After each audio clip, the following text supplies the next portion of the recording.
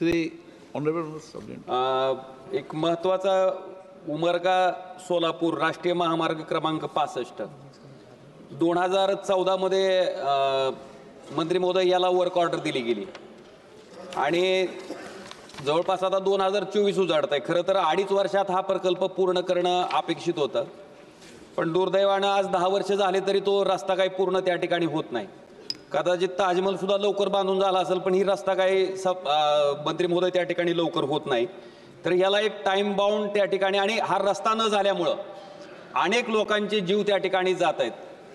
मंत्री महोदय, कालच माझ्या मुलीच्या वर्गात शिकणारा एक मुलगा धाराशिवला जे सर्व्हिस रोडचं काम न झाल्यामुळं रॉंग साईडनं जात असताना एका ट्रकला धडकून त्या ठिकाणी मृत्युमुखी पडला. त्याचं नाव आहे अर्णब अजय सोनवणे. अतिशय म्हणजे दुर्दैवी गोष्ट आहे मंत्री महोदय. तर हा रस्ता जो आहे उमरगा सोलापूरचा, हा किती दिवसात पूर्ण होईल? त्याला काही टाइम बाउंड त्या ठिकाणी तुम्ही मर्यादा देणार आहेत का? आणि दुसरं एक टेंभुर्णीमधनं लातूरला येण्याच्या बाबतीत आपण चौपदरीकरणाचा DPR पण मंत्री महोदय आपल्याकडे दिला. आपणही सकारात्मक आहात. गडकरी साहेब, तुमचं प्रचंड नाव आहे. फक्त ह्या उमरगा आणि सोलापूरच्या रस्त्यामुळे तुम्हीही प्रयत्न करताय, करत नाहीत असं नाही. मी जेव्हा जेव्हा तुमच्याकडे आलो त्यावेळेस तुम्ही त्या ठिकाणी सकारात्मक प्रतिसाद दिलाय, पण ह्याला एक टाइम ठरवून त्या ठिकाणी त्या वेळेत हा रस्ता त्या ठिकाणी पूर्ण व्हावा, ही एक माझी मागणी आहे. आणि टेंभुर्णीपासनं लातूरपर्यंत जो हे आहे हायवे आहे, त्या चौपदरीकरणाचा DPR आपल्याकडे आलाय, त्याला तात्काळ मंजुरी मिळून तोही पूर्ण व्हावा. टेंभुर्णी से लातूर तक का जो रोड है उसको 4 लेनिंग मंजूर किया है. 1 महीने भर में उसका टेंडर लग जाएगा. आप बोल रहे हैं वो सीरियस प्रॉब्लम है, मैं भी उसके कारण काफ़ी लोग तकरार करते हैं. दूसरा जो रास्ता है जो सोलापुर तक आता है, उसमें जो कंपनी थी उसने दिवाला पीटा, वो NCLT में गई. फिर उसके कंपनी के ऊपर CBI और ED ने रेड मारी. अब उसके पैसे सीज कर दिए. अब वो प्रॉब्लम है कि वो रोड पूरा नहीं कर पा रहा. फिर उसमें मैं कोर्ट में गए.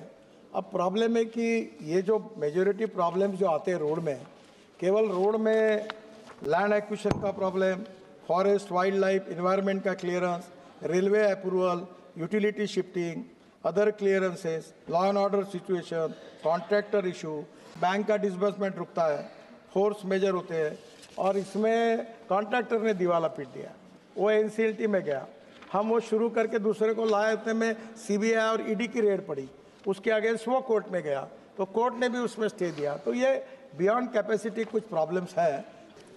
अध्यक्ष महोदय, मला आपल्या माध्यमातून मंत्री महोदयांना सांगायचं आहे की NH 211चं ज्यावेळेस 10 वर्षापूर्वी भूसंपादन झालं सोलापूर छत्रपती संभाजीनगर हायवेचं, त्यावेळेस लक्ष्मीकांत शंकरवीर नावाच्या शेतकऱ्याला प्रतिगुंठा 2,30,000 रुपये इतका मावेजा मिळाला होता. आणि अध्यक्ष महोदय, आता सुरत चेन्नई महामार्गाचं त्या ठिकाणी भूसंपादन होत आहे, त्यावेळेस बालाजी माधव पाटील नावाच्या शेतकऱ्याला 6,250 रुपये प्रतिगुंठा त्या ठिकाणी मावेजा मिळतो. 10 वर्षापूर्वी जे भूसंपादन झालं त्याला एवढ्या मोठ्या प्रमाणात मावेजा मिळतोय, आणि आज जे भूसंपादन होत आहे त्याला अतिशय किरकोळ प्रमाणात मावेजा मिळतोय.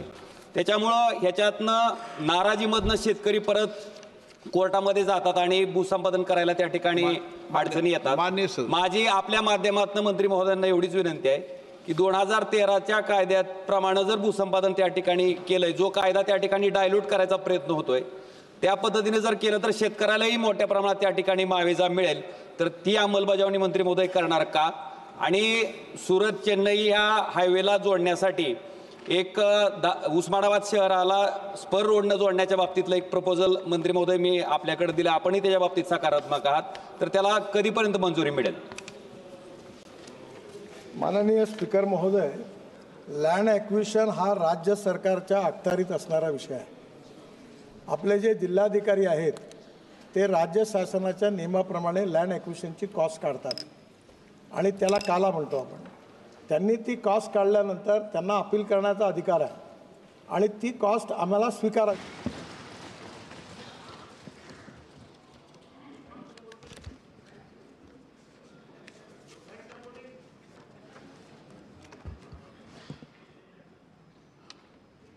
माननीय अध्यक्ष जी, देश की 75 वर्षों की संसदीय यात्रा उसका एक बार पुनः स्मरण करने के लिए और नए सदन में जाने से पहले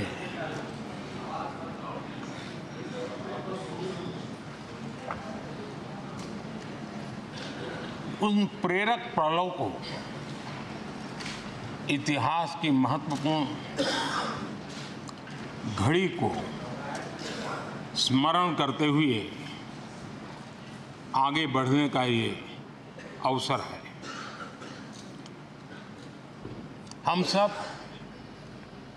इस ऐतिहासिक भवन से विदा ले रहे हैं। आजादी के पहले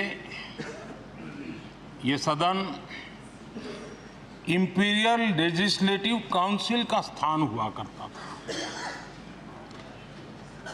आजादी के बाद ये संसद भवन के रूप में उसको पहचान मिली। ये सही है, इस इमारत के निर्माण करने का निर्णय विदेशी शासकों का था, लेकिन ये बात हम न कभी भूल सकते हैं और हम गर्व से कह सकते हैं कि इस भवन के निर्माण में पसीना मेरे देशवासियों का लगा था, परिश्रम मेरे देशवासियों का लगा था और पैसे भी मेरे देश के लोगों के।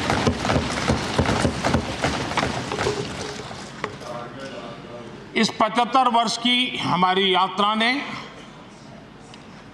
अनेक लोकतांत्रिक परंपराओं और प्रक्रियाओं का उत्तम से उत्तम सृजन किया है और इस सदन में रहे हुए सबने उसमें सक्रियता से योगदान भी दिया है और साक्षी भाव से उसको देखा भी है।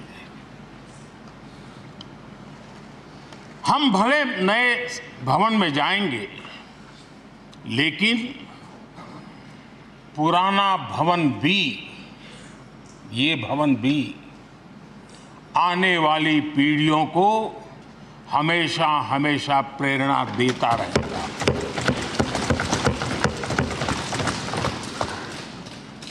ये भारत के लोकतंत्र की स्वर्णिम यात्रा का एक महत्वपूर्ण अध्याय,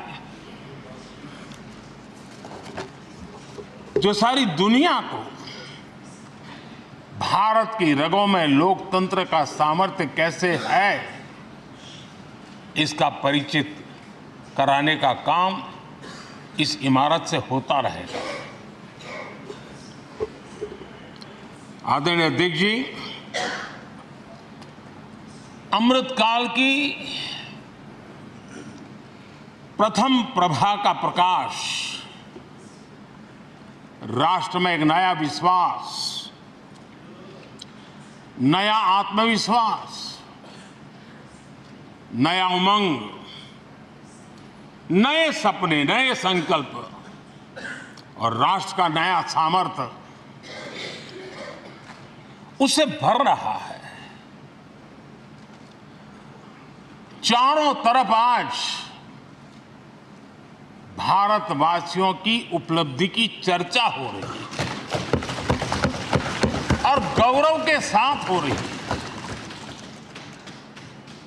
ये हमारे 75 साल के संसदीय इतिहास का एक सामूहिक प्रयास का परिणाम है, जिसके कारण विश्व में आज वो गूंज सुनाई दे रही है।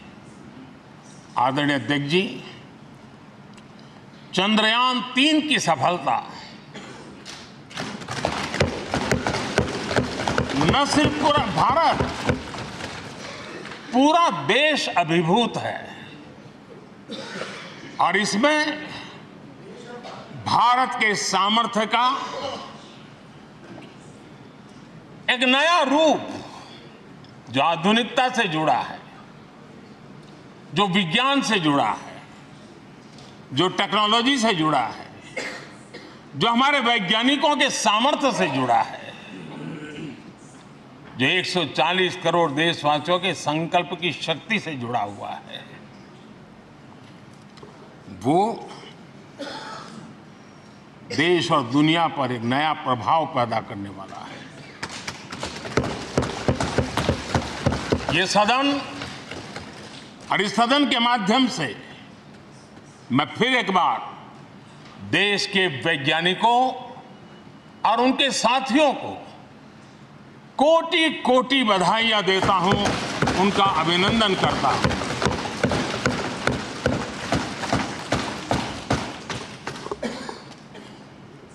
आदरणीय अध्यक्ष जी, ये सदन ने भूतकाल में जब नेम की समिट हुई थी, सर्वसम्मति से प्रस्ताव पारित करके देश के इस प्रयास को सराहा था।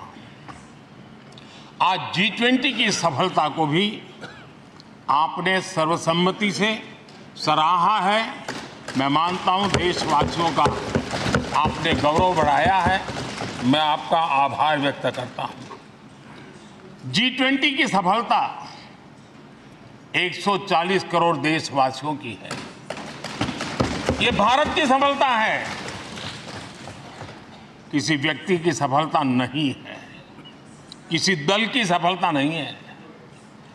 भारत के फेडरल स्ट्रक्चर ने, भारत की विविधता ने 60 स्थानों पर 200 से अधिक समिट और उसकी मेजबानी हिंदुस्तान के अलग अलग रंग रूप में देश की अलग अलग सरकारों ने बड़े आन बान शान से की, और ये प्रभाव पूरे विश्व भर के मन पर पड़ा हुआ है। ये हम सबके सेलिब्रेट करने वाला विषय है, देश के गौरवगान को बढ़ाने वाला है। और जैसा आपने उल्लेख किया, भारत इस बात के लिए गर्व करेगा, जब भारत अध्यक्ष रहा उस समय अफ्रीकन यूनियन इसका सदस्य बना। मैं उस इमोशनल पल को भूल नहीं सकता हूं, जब अफ्रीकन यूनियन की घोषणा हुई और अफ्रीकन यूनियन के प्रेसिडेंट, उन्होंने एक इंटरव्यू में कहा कि मेरे जीवन में ऐसी पल थी, शायद मैं बोलते बोलते रो पड़ूंगा। आप कल्पना कर सकते हैं कि कितनी बड़ी अपेक्षा और आशाएं पूरी करने का काम भारत के भाग्य में आया। आदरणीय अध्यक्ष जी, भारत के प्रति शक करने का एक स्वभाव कई लोगों का बना हुआ है, और जब आजादी मिली तब से चल रहा है। इस बार भी यही था, कोई डिक्लेरेशन नहीं होगा, असंभव है। लेकिन ये भारत की ताकत है कि वह भी हुआ, और विश्व सर्वसम्मति से एक साझा घोषणा पत्र लेकर के आगे का रोड मैप लेकर के यहाँ से प्रारंभ हुआ है।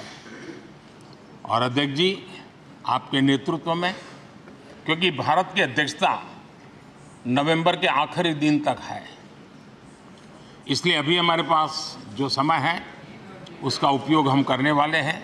और आपकी अध्यक्षता में दुनिया भर के ये जो G20 के सदस्य हैं, P20 पार्लियामेंट के स्पीकर्स की एक समिट, जैसे आपने घोषणा की, सरकार का आपके इस प्रयासों को पूरा समर्थन रहेगा, पूरा सहयोग रहेगा।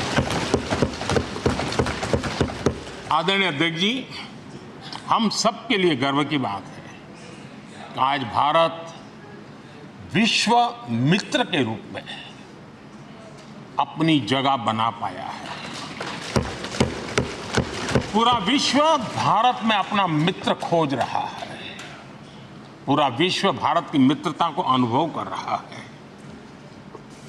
और उसका मूल कारण है हमारे जो संस्कार है, वेद से विवेकानंद तक जो हमने पाया है। सबका साथ सबका विकास का मंत्र आज विश्व को हमें साथ लाने में जोड़ रहा है। आदरणीय अध्यक्ष जी, ये सदन से विदाई लेना एक बहुत ही भावुक पल है। परिवार भी अगर पुराना घर छोड़ करके नए घर जाता है तो बहुत सारी यादें कुछ पल के लिए उसको झकझोर देती है। और हम जब ये सदन को छोड़ के जा रहे हैं तो हमारा मन मस्तिष्क भी उन भावनाओं से भरा हुआ है, अनेक यादों से भरा हुआ है। खट्टे मीठे अनुभव भी रहे हैं, नोकझोंक भी रही है, कभी संघर्ष का माहौल भी रहा है और कभी इसी सदन में उत्सव और उमंग का माहौल भी रहा है। ये सारी स्मृतियां हमारे साथ हम सबकी साझी स्मृतियां हैं, ये हम सबकी साझी विरासत है और इसलिए इसका गौरव भी हम सबका साझा है।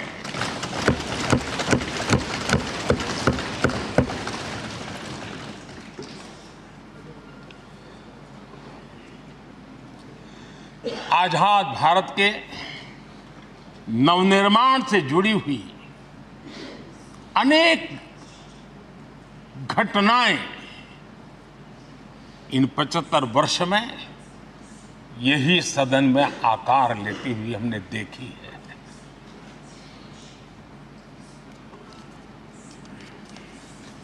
आज हम जब इस सदन को छोड़ करके नए सदन की ओर प्रस्थान करने वाले हैं तब भारत के सामान्य मानवीय की भावनाओं को जहां जो आदर मिला है, सम्मान मिला है, उसकी अभिव्यक्ति का भी एक अवसर है। और इसलिए आदरणीय अध्यक्ष जी, मैं पहली बार जब संसद का सदस्य बना और पहली बार एक सांसद के रूप में इस भवन में मैंने प्रवेश किया तो सहज रूप से मैंने इस संसद भवन के डोर पक्ति पर अपना शीश झुका करके इस लोकतंत्र के मंदिर को श्रद्धा भाव से नमन करते हुए मैंने पैर रखा था। वो पल मेरे लिए भावनाओं से भरी हुई थी, मैं कल्पना नहीं कर सकता था। लेकिन भारत के लोकतंत्र की ताकत है, भारत के सामान्य मानवीय की लोकतंत्र के प्रति श्रद्धा का प्रतिबिंब है कि रेलवे प्लेटफॉर्म पर गुजारा करने वाला एक गरीब परिवार का बच्चा पार्लियामेंट पहुंच गया।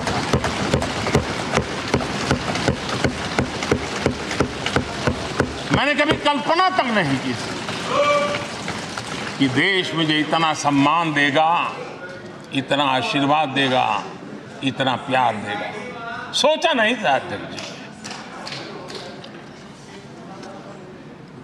आदरणीय अध्यक्ष जी, हम में से बहुत लोग हैं जो संसद भवन के अंदर जो चीज़ें लिखी गई उसको पढ़ते भी रहते हैं, कभी कभी उसका उल्लेख भी करते हैं।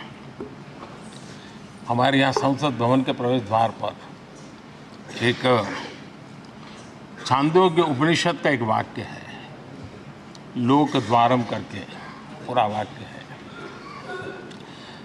उसका मतलब ये होता है कि जनता के लिए दरवाजे खोलिए और देखिए कि कैसे वो अपने अधिकारों को प्राप्त करती है। हमारे ऋषि मुनियों ने ये लिखा हुआ है, हमारे प्रवेश द्वार पर लिखा हुआ है। हम सब और हमारे पहले जो यहाँ रहे हैं वो भी इस सत्यता के साक्षी है। आदरणीय अध्यक्ष जी, समय रहते जैसे जैसे वक्त बदलता गया, ये हमारे सदन की संरचना भी निरंतर बदलती रही है और अधिक समावेशी बनती गई है। समाज के हर वर्ग का प्रतिनिधि विविधताओं से भरा हुआ इस सदन में नजर आता है। अनेक भाषाएं हैं, अनेक बोलियां हैं, अनेक पहरवेश हैं, अनेक खान पान है। सदन के अंदर सब कुछ है और समाज के सभी तबके के लोग, चाहे वो सामाजिक रचना के हो, चाहे आर्थिक रचना के हो, चाहे गांव या शहर के हो, एक प्रकार से पूर्ण रूप से समावेशी वातावरण सदन में पूरी ताकत के साथ जन सामान्य की इच्छा आकांक्षाओं को प्रकट करता रहा है। दलित हो, पीड़ित हो, आदिवासी हो, पिछड़े हो, महिलाएं हो, हर एक का धीरे धीरे धीरे योगदान बढ़ता चला गया है। आदरणीय अध्यक्ष जी, प्रारंभ में महिलाओं की सदस्य संख्या कम थी, लेकिन धीरे धीरे माताओं बहनों ने भी इस सदन की गरिमा को बढ़ाया है। इस सदन के गरिमा में बहुत बड़ा बदलाव लाने में उनका योगदान रहा है। आदरणीय अध्यक्ष जी, प्रारंभ से अब तक एक मोटा हिसाब लगाता था, करीब 7,500 से अधिक जनप्रतिनिधि दोनों सदनों में मिलाकर के योगदान दे चुके हैं। इतने सालों में 7,500 से करीब ज्यादा। इस कालखंड में करीब 600 महिला सांसदों ने भी इस सदन की गरिमा को बढ़ाया है, दोनों सदन की। और आदरणीय अध्यक्ष जी, आप जानते हैं कि सदन में आदरणीय इंद्रजीत गुप्ता जी 43 ईयर, अगर मेरी गलती नहीं हो तो 43 ईयर इस सदन में लंबा समय बैठ करके इस सदन के साक्षी बनने का उनको सौभाग्य मिला। और यही सदन है आदरणीय अध्यक्ष जी, जहां शकीकुर रहमान जी 93 की एज में भी सदन में अपना योगदान देते रहे, जबकि उनकी उम्र 93। और आदरणीय अध्यक्ष जी, ये भारत के लोकतंत्र की ताकत है कि 25 साल की उम्र की चंद्रमणि मुर्मू इस सदन की सदस्य बनी थी। सिर्फ 25 साल की उम्र की, सबसे छोटी उम्र की सदस्य बनी थी। आदरणीय अध्यक्ष महोदय, वाद विवाद, कटाक्ष, ये सब कुछ हम सब ने अनुभव किया है, हम सब ने इनिशिएट भी किया है, कोई बाकी नहीं है। लेकिन उसके बावजूद भी शायद जो परिवार भाव हम लोगों के बीच में रहा है, हमारे पहले की पीढ़ियों में भी रहा है, जो लोग प्रचार माध्यमों से हमारे यहाँ का रूप देखते हैं और बाहर निकलते ही हमारा जो अपनापन होता है, परिवार भाव होता है, वो एक अलग ही ऊंचाई पर ले जाता है। और ये भी इस सदन की ताकत है, एक परिवार भाव। और उसके साथ साथ हम कभी कड़वाहट पाल करके नहीं जाते हैं। हम उसी प्यार से सदन छोड़ने के कई वर्षों के बाद भी मिल जाए तो भी उस प्यार को कभी भूलते नहीं है, उस स्नेह भरे याद दिनों को भूलते नहीं है। वो मैं अनुभव कर सकता हूं। आदरणीय अध्यक्ष जी, हमारे पहले भी और वर्तमान भी हमने कई बार देखा है कि अनेक संकटों के बावजूद भी, अनेक असुविधाओं के बावजूद भी सांसद सदन में आए हैं और उन्होंने शारीरिक पीड़ा भी असह्य हो तो भी सदन में एक सांसद के रूप में, जनप्रतिनिधि के रूप में अपना कर्तव्य निभाया है। ऐसी अनेक घटनाएं आज हमारे सामने हैं। गंभीर बीमारियों के बावजूद भी कोई व्हीलचेयर में आना पड़ा, किसी को डॉक्टरों को बाहर खड़े रख करके अंदर आना पड़ता था। लेकिन सभी सांसदों ने कभी न कभी इस प्रकार से अपनी भूमिका निभाई। कोरोना काल हमारे सामने उदाहरण है। हर परिवार में रहता था कहीं बाहर जाए तो मौत को बुलावा न दे दे। उसके बावजूद भी हमारे माननीय सांसद दोनों सदन में कोरोना काल के इस संकट की घड़ी में भी सदन में आए, अपना कर्तव्य निभाया। हमने राष्ट्र का काम रुकने नहीं दिया। आवश्यकता पड़ी, डिस्टेंस रखना भी था और बार बार टेस्टिंग भी करना पड़ता था। सदन में आते थे लेकिन मास्क पहनना पड़ता था। बैठने की रचना भी अलग अलग की, समय भी बदले गए। हर चीज के साथ राष्ट्र का काम रुकना नहीं चाहिए, इस भाव से सभी सदस्यों ने इस सदन को अपने कर्तव्य का महत्वपूर्ण अंग माना, संसद को चलाए रखा। और मैंने देखा है कि इस सदन से इतना लगाव लोगों का रहता है कि पहले कभी हम देखते थे कोई 30 साल पहले सांसद रहा होगा, कोई 35 साल पहले रहा होगा, लेकिन वो सेंट्रल हॉल तो जरूर आएगा। जैसे मंदिर जाने की आदत होती है वैसे उनको सदन में आने की आदत है। इस जगह का लगाव बन जाता है, एक आत्मीय भाव से जुड़ाव हो जाता है। और ऐसे बहुत से पुराने लोग हैं जो आते जाते में मन करता है जरा चलो एक चक्कर काट ले। आज उनका जनप्रतिनिधि के नाते दायित्व नहीं है, लेकिन भूमि के प्रति उनका लगाव हो जाता है। ये सामर्थ्य होता है इस सदन का। आदरणीय अध्यक्ष महोदय, आजादी के बाद बहुत बड़े बड़े विद्वान लोगों ने बहुत आशंकाएं व्यक्त की थी। पता नहीं देश का क्या होगा, चल पाएगा कि नहीं चल पाएगा, एक रहेगा कि बिखर जाएगा, लोकतंत्र बना रहेगा नहीं, 50। लेकिन इस देश की संसद की ताकत है कि पूरे विश्व को गलत सिद्ध कर दिया और ये राष्ट्र पूरे सामर्थ्य के साथ आगे बढ़ता रहा। और इस विश्वास से कि हम भले आशंकाएं होंगी, घने काले बादल होंगे, लेकिन सफलता प्राप्त करते रहेंगे।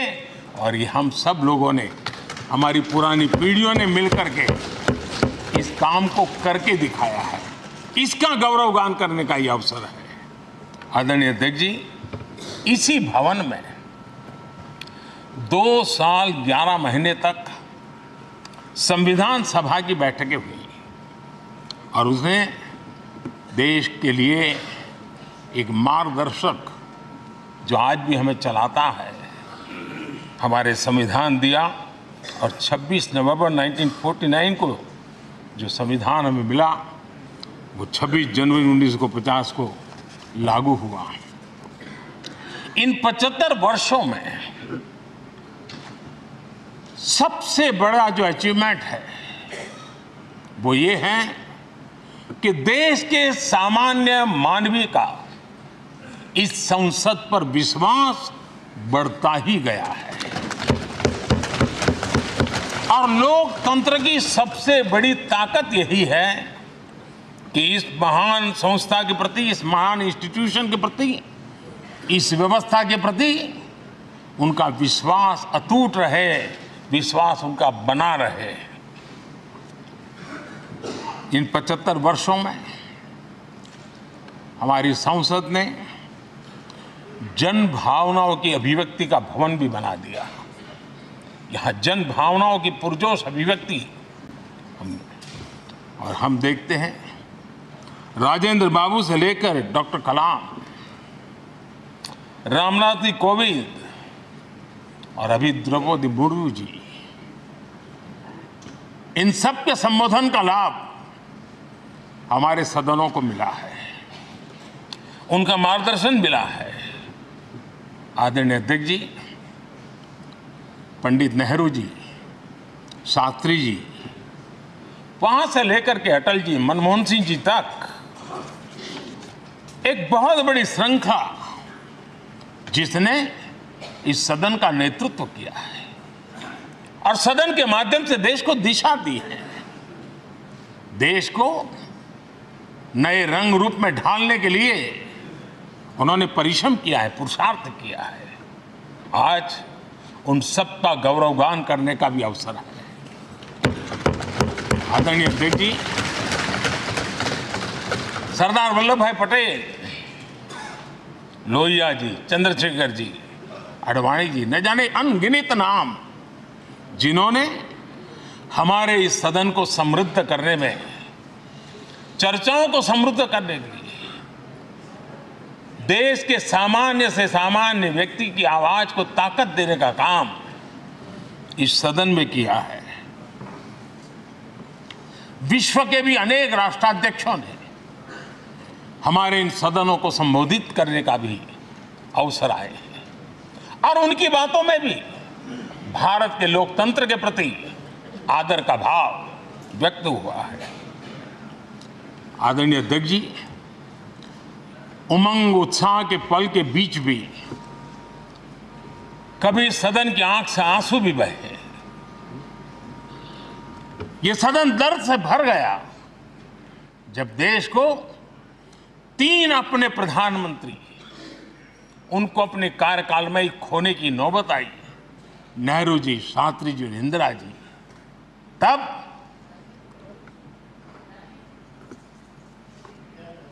ये सदन अश्रु भीनी आंखों से उन्हें विदाई दे रहा था।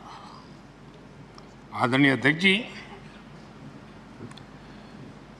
अनेक चुनौतियों के बावजूद भी हर स्पीकर ने, हर सभापति ने बेहतरीन तरीके से दोनों सदनों को सुचारू रूप से चलाया है और अपने कार्यकाल में उन्होंने जो निर्णय किए वो निर्णय मावलंकर जी से काल से शुरू हुए हो या सुमित्रा जी के कालखंड के हो या बिरला जी के, आज भी उन निर्णयों को रेफरेंस पॉइंट माना जाता है। ये काम हमारे करीब 17 स्पीकर और उसमें 2 हमारी महिला स्पीकर ने भी, और मावलंकर जी से लेकर के सुमित्रा ताई तक और बिरला जी का मार्गदर्शन आज भी हमें मिल रहा है। हर एक ने अपनी अपनी शैली रही है, लेकिन उन्होंने सबको साथ लेकर के नियमों कानूनों के बंधन में इस सदन को हमेशा ऊर्जावान बनाए रखा है। मैं आज उन सभी स्पीकर महोदय को भी आज वंदन करता हूं, अभिनंदन करता हूं। आदरणीय अध्यक्ष जी, ये सही है कि हम जनप्रतिनिधि अपनी अपनी भूमिका निभाते हैं, लेकिन सातत्यपूर्ण तरीके से हमारे बीच जो ये टोली बैठती है उनकी भी कई पीढ़ियां बदल गई है। कभी कागज लेके दौड़ के आते हैं, उनका भी योगदान कम नहीं है।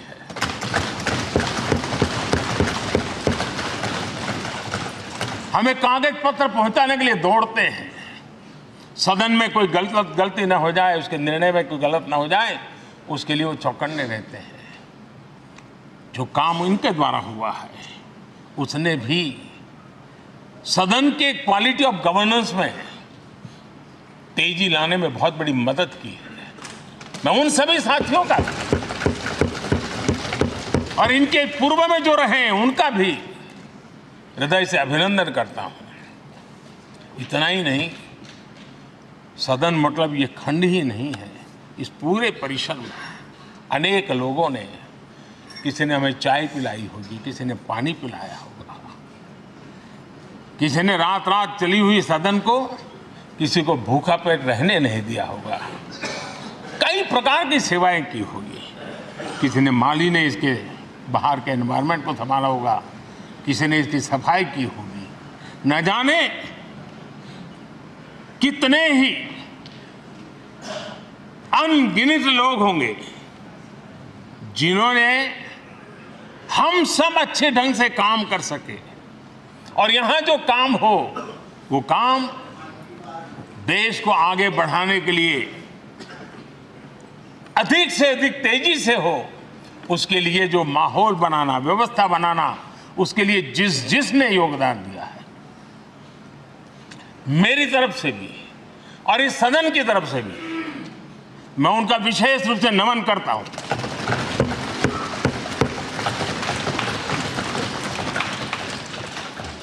आदरणीय अध्यक्ष जी,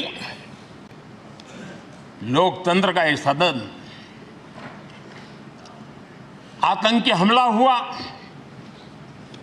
पूरे विश्व में यह आतंकी हमला एक इमारत पर नहीं था, ये मदर ऑफ डेमोक्रेसी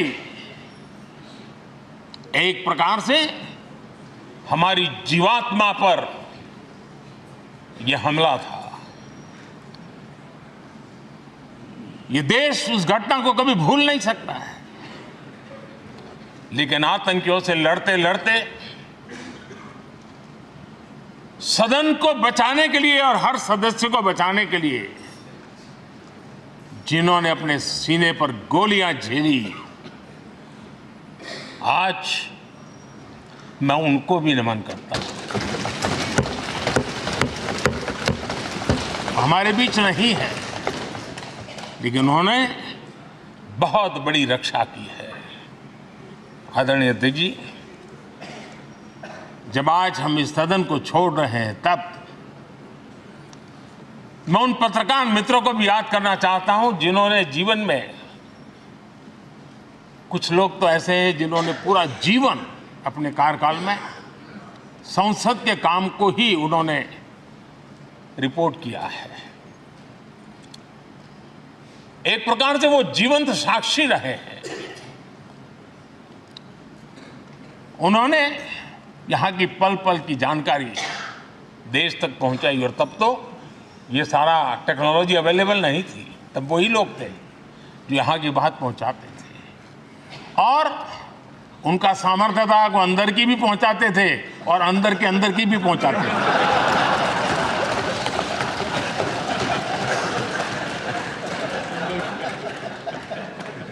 और मैंने देखा कि ऐसे पत्रकारिता जिन्होंने संसद को कवर किया,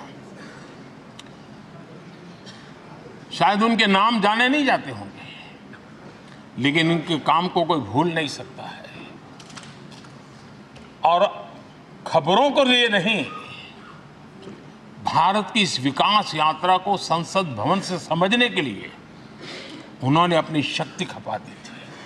आज भी पुराने जो पत्रकार मित्र मिल जाते हैं और जिन्होंने कभी संसद को कवर किया हो, तो ऐसी अननोन चीजें बताते हैं जो उन्होंने अपनी आंखों से देखी होती, कान से सुनी होती है, जो अचरज करने वाली होती है। यानी एक प्रकार से जैसी ताकत यहाँ की दीवारों की रही है, वैसा ही दर्पण उनकी कलम में रहा है, और उस कलम ने देश के अंदर संसद के प्रति, संसद सदस्यों के प्रति एक अहोभाव का भाव जगाया है। मैं आज कई पत्रकार बंधु होंगे जो रहे नहीं होंगे, लेकिन मेरे लिए जैसा ये सदन छोड़ना भावुकपन है, मैं पक्का मानता हूं इन पत्रकार बंधुओं के लिए भी ये सदन छोड़ना उतना ही भावुकपन होगा, क्योंकि इनका लगाव हमसे भी ज्यादा रहे हैं। कुछ तो पत्रकार ऐसे होंगे जो हम लोगों की टर्म से भी समय उन्होंने काम किया होगा। आज उनके उस महत्वपूर्ण लोकतंत्र की ताकत बनने के लिए, योगदान देने के लिए भी याद करने का अवसर है। आदरणीय अध्यक्ष जी, जब हम सदन के अंदर आते हैं, हमारे यहां नाद ब्रह्म की कल्पना है। हमारे शास्त्रों में माना गया है किसी एक स्थान पर अनेक बार एक ही लय में उच्चारण होता है तो वो तपोस्थली बन जाता है, उसके एक पॉजिटिव वाइब होते हैं। नाद की एक ताकत होती है जो स्थान को सिद्धि स्थान में परिवर्तित कर देती है। मैं मानता हूं ये सदन भी उस 7-7.5 हजार जनप्रतिनिधियों के द्वारा बार बार जो शब्द गूंजे हैं, जो वाणी यहां गूंजी है, उसने इस सदन में हम बैठकर आगे चर्चा करें या ना करें, लेकिन इसकी गूंज इसे तीर्थ क्षेत्र बना देती है।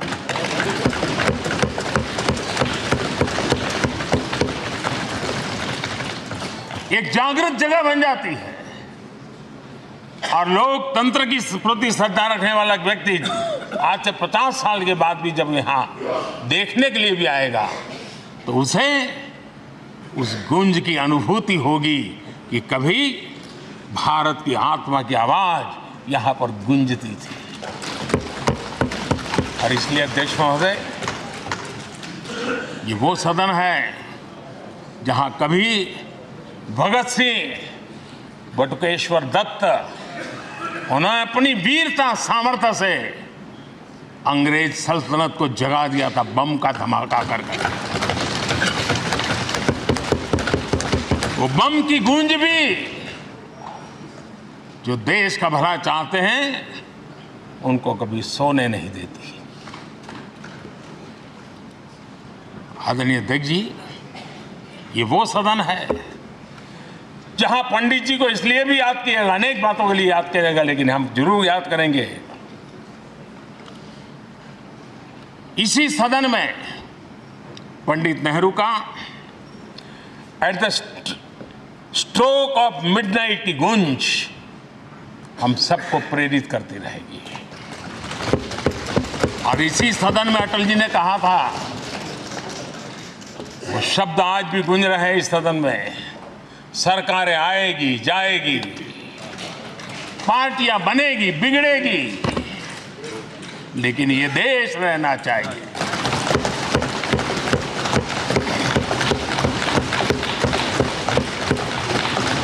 आदरणीय अध्यक्ष जी, पंडित नेहरू की जो प्रारंभिक मंत्रिपरिषद थी, बाबा साहब आम्बेडकर जी एक मंत्री के रूप में दुनिया की बेस्ट प्रैक्टिसेस भारत में लाने पर बहुत जोर दिया करते थे। फैक्ट्री कानून में अंतर्राष्ट्रीय सुझावों को शामिल करने पर बाबा साहब सर्वाधिक आग्रही रहे थे और उसका परिणाम आज देश को लाभ मिल रहा है। बाबा साहब आम्बेडकर ने देश को नेहरू जी की सरकार में वाटर पॉलिसी दी थी और उस वाटर पॉलिसी बनाने में बाबा साहब आम्बेडकर की बहुत बड़ी भूमिका रही थी। आदरणीय अध्यक्ष जी, हमें जानते हैं कि भारत में बाबा साहब आम्बेडकर एक बात हमेशा कहते थे कि भारत में सामाजिक न्याय के लिए भारत का औद्योगिकरण होना बहुत जरूरी है, क्योंकि देश के दलित पिछड़ों के पास जमीन ही नहीं है, वो क्या करेगा? औद्योगिकरण होना चाहिए। और बाबा साहब इस बात को मान करके डॉक्टर श्यामा प्रसाद मुखर्जी, जो पंडित नेहरू के मंत्री थे, उन्होंने इस देश में और पहले वाणिज्य मंत्री के रूप में और उद्योग मंत्री के रूप में उन्होंने इंडस्ट्री पॉलिसी इस देश में लाई थी। आज भी कितनी ही इंडस्ट्री पॉलिसी बने, लेकिन उसकी आत्मा वही होती है जो पहली सरकार के थी और उनका भी बहुत बड़ा अहम योगदान रहा था। आदरणीय अध्यक्ष जी, लाल बहादुर शास्त्री जी ने 65 के युद्ध में हमारे देश के जवानों में का हौसला बुलंद करना, उनके सामर्थ्य के लिए को पूरी तरह राष्ट्र हित में झोंक देने की प्रेरणा इसी सदन में से दी थी लाल बहादुर शास्त्री का। और यहीं पर उन्होंने ग्रीन रिवॉल्यूशन के लिए एक मजबूत नींव लाल बहादुर शास्त्री जी ने रखी थी। आदरणीय अध्यक्ष जी, बांग्लादेश की मुक्ति का आंदोलन और उसका समर्थन भी इसी सदन ने इंदिरा गांधी के नेतृत्व में किया था। यही इसी सदन ने इमरजेंसी में लोकतंत्र पर होता हुआ हमला भी देखा था और इसी सदन ने भारत के लोगों की ताकत को एहसास कराते हुए मजबूत लोकतंत्र की वापसी भी इसी सदन ने देखी थी। वो राष्ट्रीय संकल्प भी देखा था, ये सामर्थ्य भी देखा था। आदरणीय अध्यक्ष जी, ये सदन इस बात का हमेशा ऋणी रहेगा क्योंकि इसी सदन में हमारे पूर्व प्रधानमंत्री चरण सिंह जी ने ग्रामीण मंत्रालय का गठन किया था, रूरल डेवलपमेंट मिनिस्ट्री।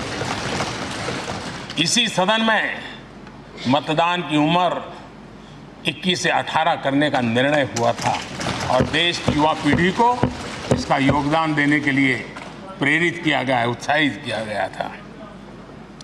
हमारे देश ने गठबंधनों की सरकारें देखी, वीपी सिंह जी हो, चंद्रशेखर जी, और बाद में एक सिलसिला चला। लंबे अरसे से एक दिशा में देश जा रहा था, आर्थिक नीतियों के बोझ तले देश दबा हुआ था, लेकिन नरसिम्हा राव की सरकार थी जिन्होंने हिम्मत के साथ पुरानी आर्थिक नीतियों को छोड़ करके नई राह पकड़ने का फैसला किया था, जिसके आज देश को परिणाम मिल रहे हैं। अटल बिहारी वाजपेयी जी का सरकार भी हमने इसी सदन ने देखी। सर्व शिक्षा अभियान देश में आज वो महत्वपूर्ण बन गया है। आदिवासी कार्यालय मंत्रालय अटल जी ने बनाया, नॉर्थ ईस्ट का मंत्रालय अटल जी ने बनाया। न्यूक्लियर ट्रेस भारत के सामर्थ्य का परिचायक बन गया। और इसी सदन में मनमोहन जी की सरकार कैश फॉर वोट को भी, उस कांड को भी सदन ने देखा है। आदरणीय अध्यक्ष जी, सबका साथ सबका विकास का मंत्र, अनेक ऐतिहासिक निर्णय, दशकों से लंबित विषय, उनका स्थायी समाधान भी इसी सदन में हुआ। आर्टिकल 370, ये सदन हमेशा हमेशा गर्व के साथ कहेगा कि सदन के कारण one nation one tax, GST का निर्णय भी इसी सदन ने किया। One rank one pension, OROP, ये भी इसी सदन ने देखा। गरीबों के लिए 10% आरक्षण कोई विवाद के बिना पहली बार इस देश में करने में सफल लगा। आदरणीय अध्यक्ष जी, भारत के लोकतंत्र में तमाम उतार चढ़ाव हमने देखे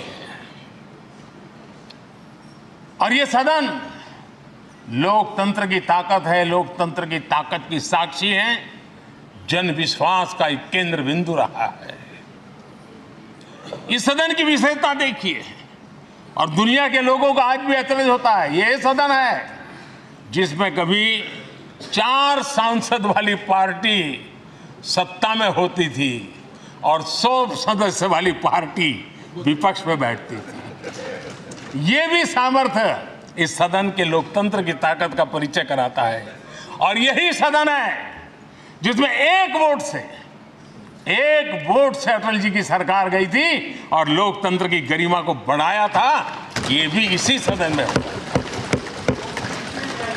आज अनेक छोटी छोटी रीजनल पार्टियों का प्रतिनिधित्व हमारे देश की विविधता को, हमारे देश के एस्पिरेशंस का एक प्रकार से वो आकर्षक केंद्र बिंदु बना है।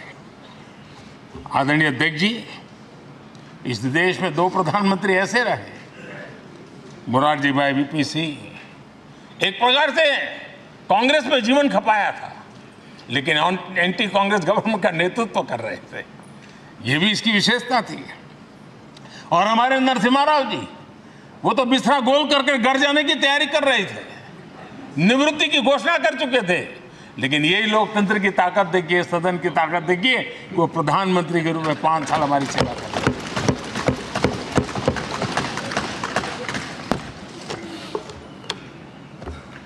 आदरणीय अध्यक्ष जी,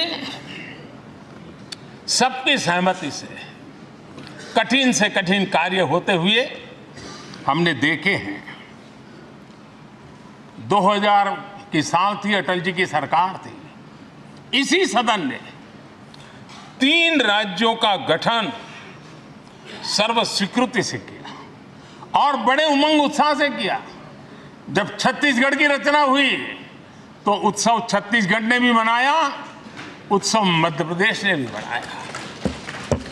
जब उत्तराखंड की रचना हुई तो उत्सव उत्तराखंड ने भी मनाया, उत्सव उत्तर प्रदेश ने भी मनाया। जब झारखंड की रचना हुई तो उत्सव झारखंड ने भी मनाया, उत्सव बिहार ने भी बताया। ये हमारे सदन का सामर्थ्य, सब सहमति का वातावरण बना करके। लेकिन कुछ कड़वी यादें वो भी हैं कि तेलंगाना के हक को दबोचने के लिए भारी प्रयास हुए, खून की नदियां भी बही और बनने के बाद न तेलंगाना उत्सव मना पाया न आंध्र उत्सव मना पाया। एक कटुता के बीज बो दिए गए। अच्छा होता उसी उमंग और उत्साह के साथ हम तेलंगाना का निर्माण करते तो एक नई ऊंचाई पर आज तेलंगाना पहुंच चुका होता। आदरणीय अध्यक्ष जी, संविधान सभा ने, आदरणीय अध्यक्ष जी, इस सदन की परंपरा रही है। संविधान सभा ने उस समय अपना दैनिक भत्ता 45 रुपये से कम करके 40 कर दिया था। उनको लगा हमें इसको कम करना चाहिए। आदरणीय अध्यक्ष जी, यही सदन है कैंटीन में मिलने वाली सब्सिडी, जो बहुत कम पैसे में खाना मिलता था, इसी सदस्यों ने उस सब्सिडी को भी खत्म कर दिया और पूरा पैसा देकर के अब कैंटीन में खाते हैं। आदरणीय अध्यक्ष जी, कोरोना काल में जब जरूरत पड़ी तो यही सांसद जिन्होंने एमपी लेड फंड को छोड़ दिया और देश को इस संकट की घड़ी में मदद करने के लिए आगे आए। इतना ही नहीं, कोरोना काल में इसी सदन के सांसदों ने अपने तनख्वाह में 30% कटौती की और उन्होंने देश के सामने आए हुए संकट में अपनी बहुत बड़ी जिम्मेवारी निभाई। आदरणीय अध्यक्ष जी, हम गर्व से कह सकते हैं, ये सदन में बैठे हुए लोग भी कह सकते हैं, हमारे पूर्वज जो सदन में बैठे थे वो भी कह सकते हैं कि हम ही लोग हैं जिन्होंने हम पर डिसिप्लिन लाने के लिए हमारे यहाँ जनप्रतिनिधित्व कानून में समय समय पर कठोरता बरती। नियम हमने ही लादे, हमने ही तय किया कि नहीं, जनप्रतिनिधि के जीवन में ये नहीं हो सकता। मैं मानता हूं ये जीवंत लोकतंत्र का बहुत बड़ा उदाहरण है और ये सदन ने दिया है, यही माननीय सांसदों ने दिया है और हमारी पुरानी पीढ़ी के सांसदों ने दिया है। और मैं मानता हूं कि कभी कभी उन चीजों को भी याद करना चाहिए।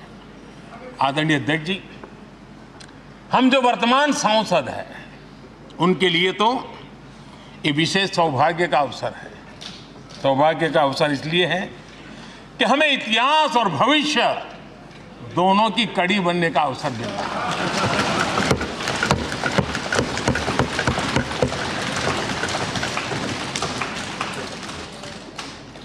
कल और आज से जुड़ने का हमें अवसर मिल रहा है और आने वाली कल निर्माण करने का एक नया विश्वास, नया उमंग, नए उत्साह के साथ हम यहां से विदाई लेने वाले हैं।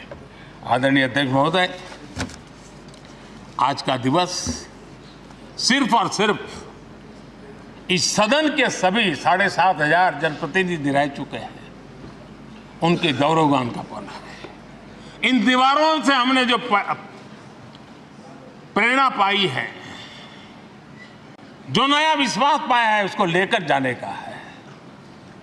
बहुत सी बातें ऐसी थी जो सदन में हर किसी की ताली की हकदार थी, लेकिन शायद राजनीति उसमें भी आड़े आ रही है।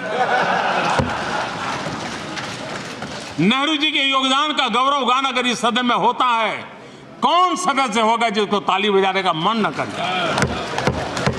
लेकिन उसके बावजूद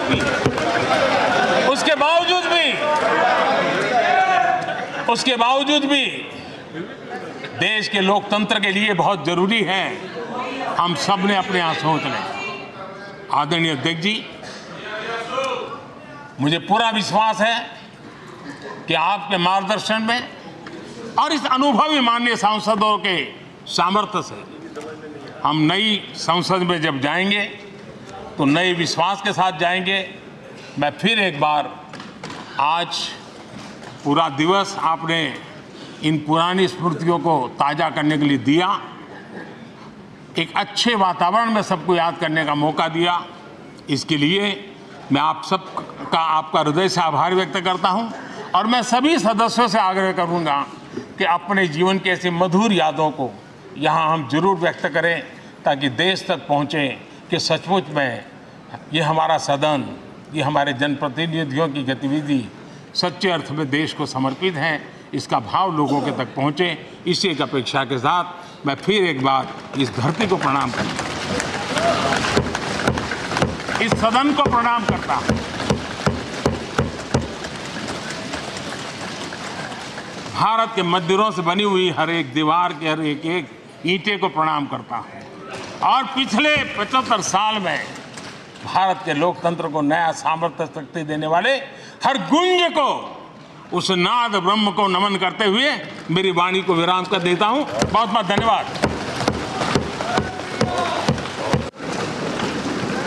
माननीय सदस्यगण, माननीय प्रधानमंत्री जी ने इस सदन की सीख, अनुभव, यहाँ की प्रेरणा, यहाँ की गूंज के बारे में व्यक्त किया है। मैं ये अपेक्षा करूँगा कि आज का दिन इसी तरीके से सकारात्मक वातावरण में हम चर्चा करें, सकारात्मक विषय रखें और जो कुछ भी यहाँ से सीखा है, हमारे पूर्वजों ने जो कुछ भी इस देश को, लोकतंत्र को दिया है, उसके बारे में सकारात्मक विचार रखें। आप सभी को बहुत बहुत धन्यवाद। अधीर रंजन चौधरी जी।